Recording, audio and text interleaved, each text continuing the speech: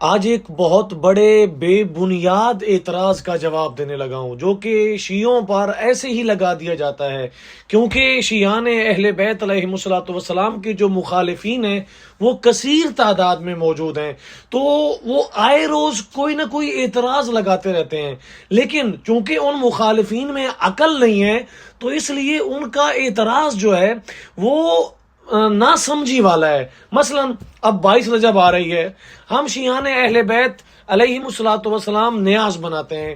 نیاز میں ہم کیا کرتے ہیں؟ مومنین کو، لوگوں کو کھانا کھلاتے ہیں۔ اب اس پر بھی اعتراض ہے۔ اب آپ مجھے یہ بتائیے کہ اس میں اعتراض والی بات کون سی ہے؟ جب خدا خود چاہ رہا ہے، جب اہل بیت علیہ الصلوۃ والسلام، جب رسول خدا صلی اللہ علیہ وآلہ وسلم کا پسندیدہ ترین عمل ہی کسی کو کھانا کھلانا ہے، تو اس میں اعتراض والی بات کون سی بنتی ہے؟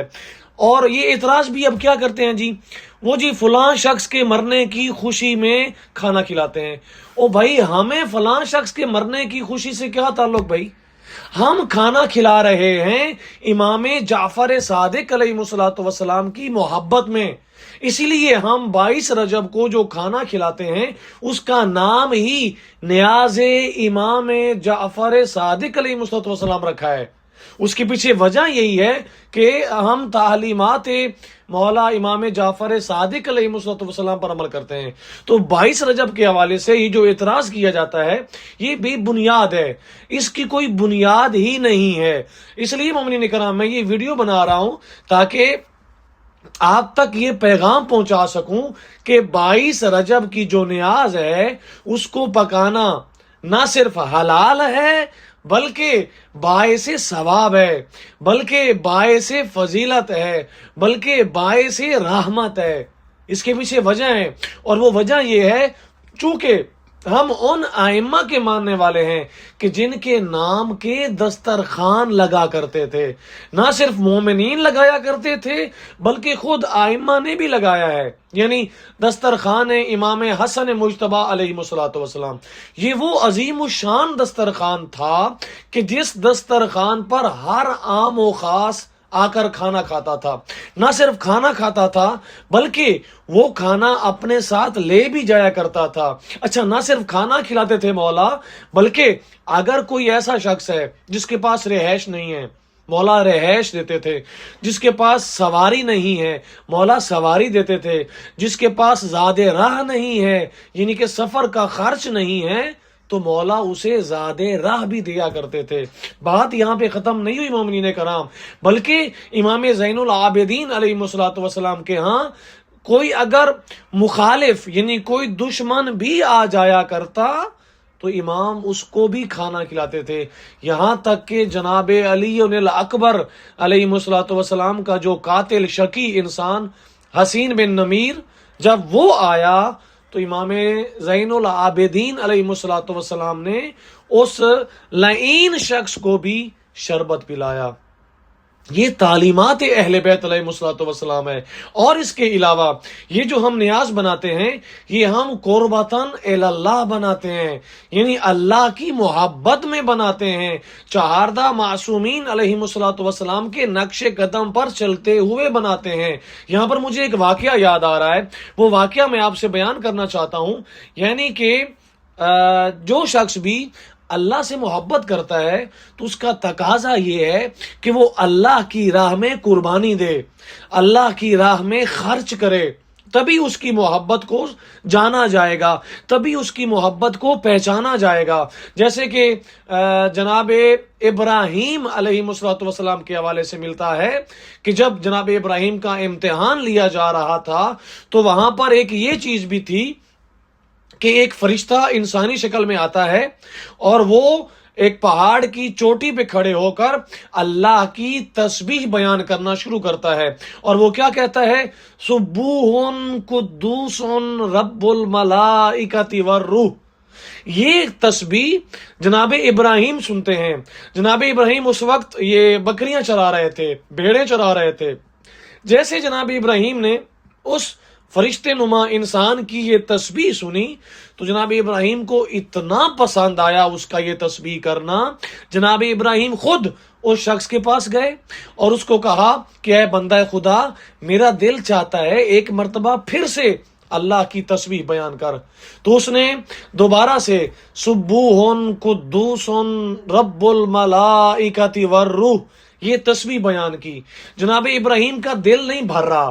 جناب ابراہیم نے کہا اے بندہ خدا، میرا دل چاہتا ہے کہ تو یہ آدھا ریوڑ مجھ سے بطور ہدیہ لے اور اس تسبیح کو دوبارہ سے بیان کر۔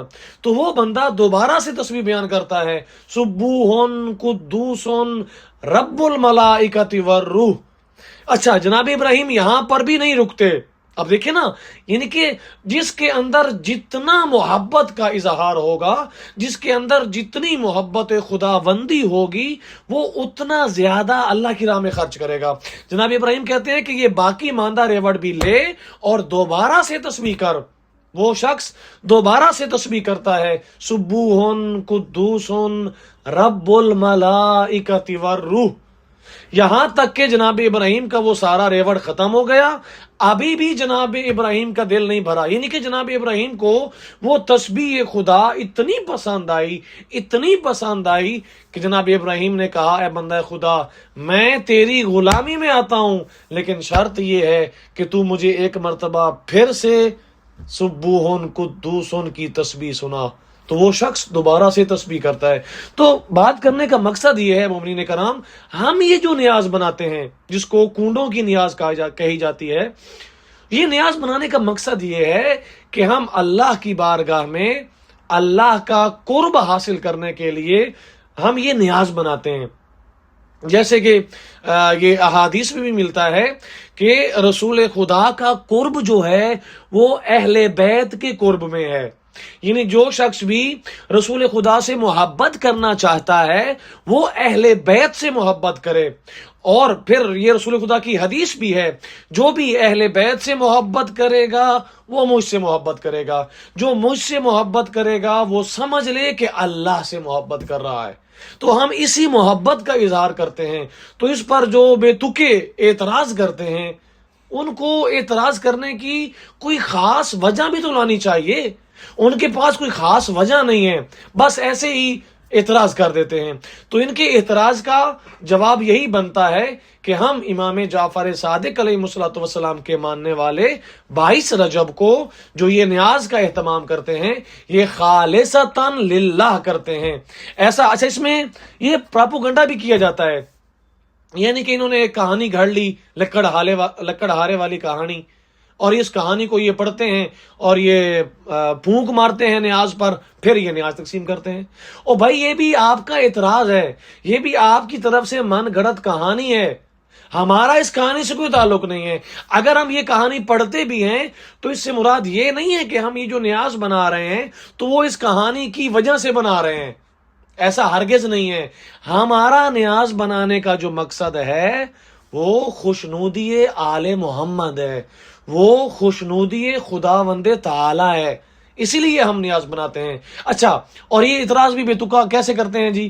یہ جو نیاز بناتے ہیں اور یہ اس کو تقسیم کرتے ہیں، اور بھائی ہم تقسیم کیا ہم خود کھا جاتے ہیں؟ ایسا بھی تو نہیں ہے نا، ہم یہ نیاز مومنین میں کھلا رہے ہیں۔ اچھا، ہمارے ہاں کوئی قید بھی نہیں ہے کہ شیعہ ہو تو کھانا کھائے، اگر غیر شیعہ ہے تو کھانا نہ کھائے، ہمارے ہاں کوئی قید نہیں ہے، بلکہ ہم خود بڑھ چڑھ کے اپنے اہل سنت بھائیوں کو بھی دعوت دیتے ہیں، بلکہ وہ بھی ہمارے ساتھ شامل ہوتے ہیں، وہ بھی اس نیاز میں یہ نیاز کھاتے ہیں۔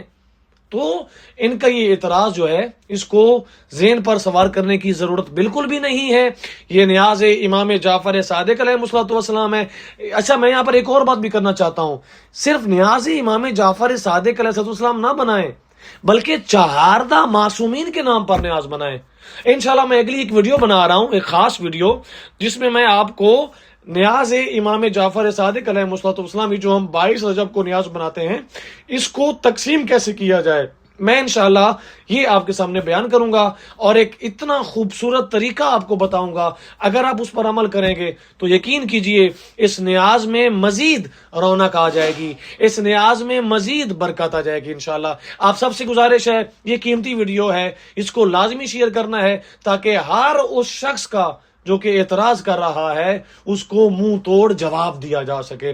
اور آپ سب سے ریکویسٹ کروں گا جو بھی نئے ہیں چینل پر سبسکرائب کریں گے تاکہ آپ تک یہ ویڈیوز پہنچ سکیں. اور ڈسکرپشن میں واٹس ایپ گروپ کا لنک آپ کو ملے گا, اس کو جوائن کریں گے تو آپ مجھ سے رابطہ بھی کر سکیں گے. بہت شکریہ جی.